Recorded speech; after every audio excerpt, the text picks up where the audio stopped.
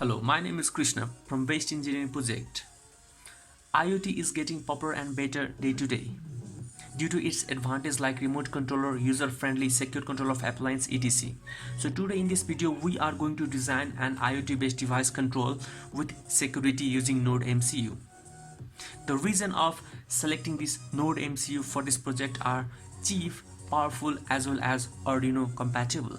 Now let's see the features of this project. 1. Secure. That is, people with username and password can only control the device, but anyone can check the status as you can see here. All the device is in off state. 2. No dedicated app needed. That is, one can control device using any browser. The only thing you need is IP address and username and password. Let's say the username is admin and password is also admin. Then if I log in, then it show all the device switch. If I press this switch, then as you can see here, LED glow, then third LED glow. In this way you can control your device without using any dedicated app. 3. Cheap and easy design. Node MCU is cheaper, incompatible to other IoT device and easy because it is Arduino friendly. 4. Multiple device control. With proposed design, one can control 4 devices at a time, but can easily increase and decrease the number of devices. 5. Lockdown features. If any user enters username and password incorrect for 3 times, the system lock down for 3 minutes. This can be increased or decreased. Let's say here I am entering password wrong other than admin. Then it displays a message: invalid username or password, 9 tries left before system temporarily locked down. Here I am here for testing. I'd increase the limit for 10 times. 6. One can check the status of device without having username and password. Let's say all the devices are in off condition as you can see here, but no one control this device without username and password. At first I will control these 4 LEDs. Later I will control this fan and then this RGB 12 volt LED strip.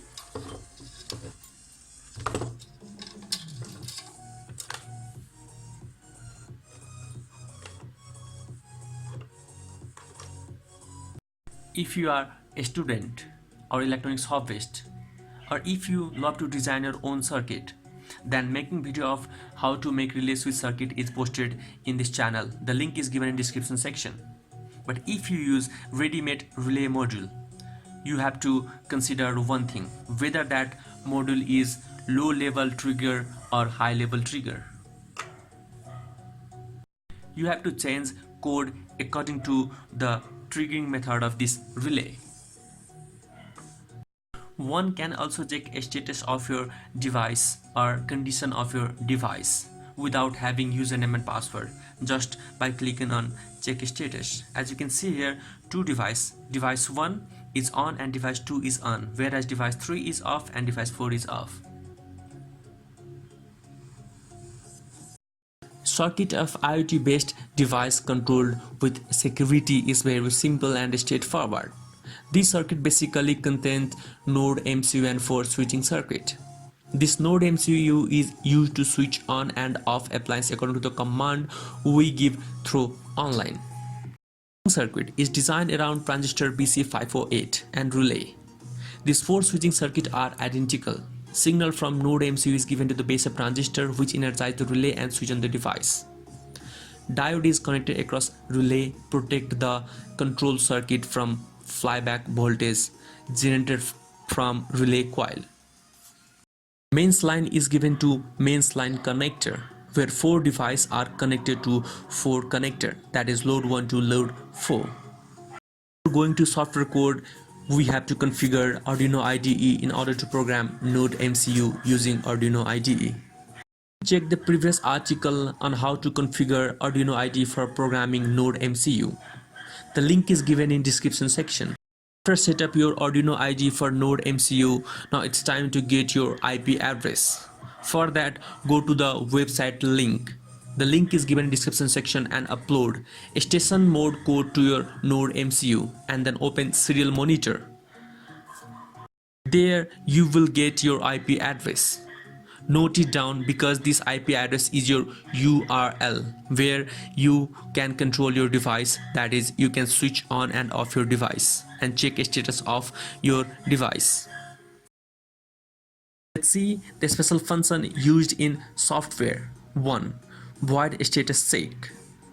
When we type the URL or IP address, this function is called to check the status. Void generate cookies. This function is used to generate 32-bit cookies from random character. Bool if authenticated. This function is used to check whether cookies is valid or not. Void pin control. This function is used to check the status of output pin. Void web page. This function is used to generate the web page where background color is used to change the color of button. Void handle not found. This function is used to handle invalid web page request. Void handle login. This function handle login page and responsible for invalid count and log user. It's time to modify like operating mode, Wi-Fi configuration, login detail, header message, etc. 1. Operating mode. Here you decide the operating mode of ESP8266. That is whether you wish to operate this ESP8266 in STA mode or APM mode. In order to operate ESP8266 in STA mode, you have to define station mode as true. Wi-Fi configuration. Here you have to set your SSID name and its password. Replace SSID name and password with your own Wi-Fi SSID name and password. Login details. Here you have to set login username and password. You can modify login username and password according to your requirement. Header message. Edit your header here. That is, you can change message or you can customize message according to your need or requirement. Wrong attempt. That is number of wrong attempt allowed. After that, user will be logged down for fixed interval of time. If you set 10, then user can try up to 10 times with invalid username and password. You can increase and decrease according to your requirement. Lockdown time. When user exceeds the wrong attempt, then the device will be locked down for that user for fixed interval of time. This time is given in millisecond. Here I had locked down the user for 3 minutes, but you can increase and decrease according to your requirement. Cookies time. Time for cookies expire.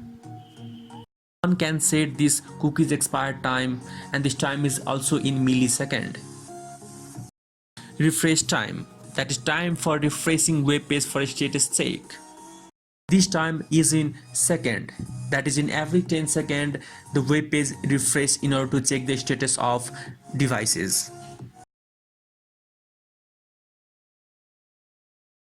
Now the complete setup is ready.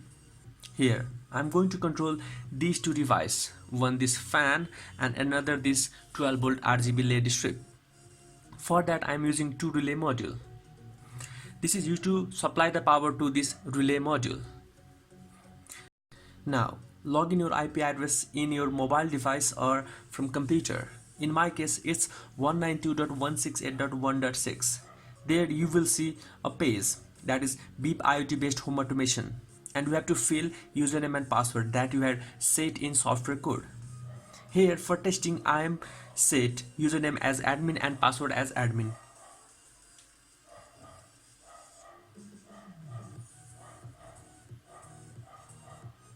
And then press the login button. After login, a window with different switch button appear. There you can control your device. Here as you can see, the fan start to run. Similarly, after pressing this switch, this LED start to glow.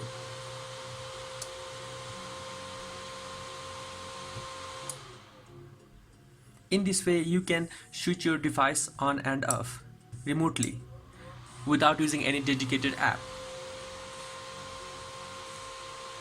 After logout, you can even check the status of your device by clicking on this check status. As you can see here, device 1 status is on, device 2 status is also on, whereas device 3 status is off and device 4 status is off. In order to check this device status, you do not require username and password. Thank you for watching this video.